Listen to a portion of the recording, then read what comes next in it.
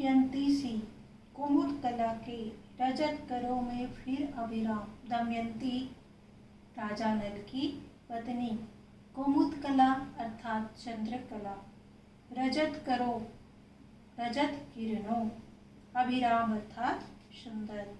फिर दमयंती सी चंद्रकला के रजत किरणों के सुंदर प्रकाश में स्वर्ण हंस, सुंदर प्रकाश की भांति स्वर्ण हंस से हम मृदु ध्वनि कर मधुर वचन कहकर अपने प्रिय संदेश ललाम, अपने प्रीतम को ललाम अर्थात मनोहर संदेश देते हैं।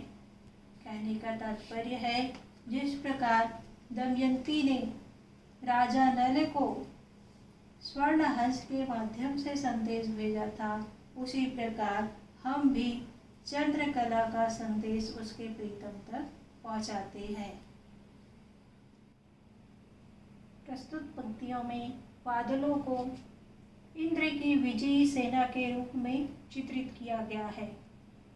पुराणों में कथा आती है कि प्राचीन काल में पर्वत उड़कर एक स्थान से दूसरे स्थान पे आ जा सकते थे और वो कभी किसी नगर में चले जाते थे और उससे दब के कई लोगों की मृत्यु हो जाती थी, जिससे इंद्र देवता नाराज हो जाते हैं और पर्वत पर चढ़ाई कर देते हैं और पर्वत के पंख को काट देते हैं, जिससे वे उड़ नहीं पाते।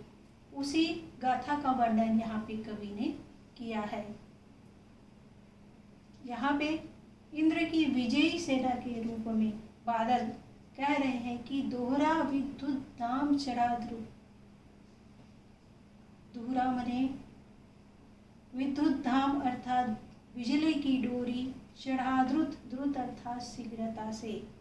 हम बादल शीघ्रता से बिजली रूपी डोरी की दोहरी प्रत्यंचा चढ़ाकर इंद्रधनुष की इंद्रधनुष की टंकार भरते हुए विकट पटाह से, पटाह अर्थात नगाड़ा, विकट मने भयंकर, भयंकर नगाड़ों के से निर्घोषित हो, भयंकर नगाड़ों से घोषणा करते हुए वर्षा विशिखों का सा आसार, वर्षा मने वर्षा, विशिखों मने बूंद रूपी बाण, सा आसार, आसार मने अपार, हम अपनी बूंद रूपी बाणों से अपार वर्षा करते हैं।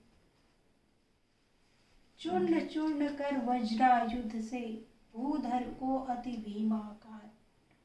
वज्रायुध मने वज्र के समान शस्त्र, वज्र के समान कठोर शस्त्र। इंद्र का जो शस्त्र है वज्र, उसके समान कठोर शस्त्र। चूर्ण चूर्ण कर वज्रायुध से भूधर को अति भीमाकार।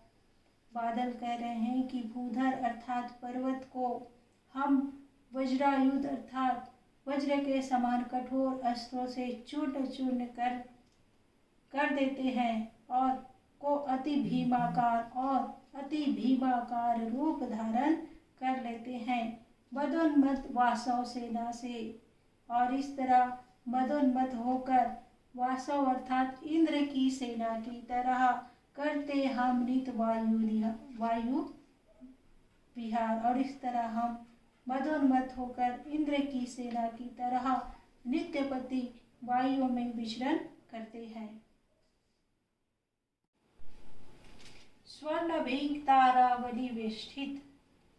स्वर्ण भृंग, भृंग मने भौरा, तारावली मने तारों के वलय रूपी, वेष्टित मने छत्तों का गुंजित पुंजित तरल रसात। स्वर्ण भृंग ताराओं के वलियों की तरह छत्तों का निर्माण करती है। गुंजित पुंजित तरल रसार, उसमें तरल रस से युक्त होकर गुंजित करते हुए उन छत्तों का निर्माण करती है।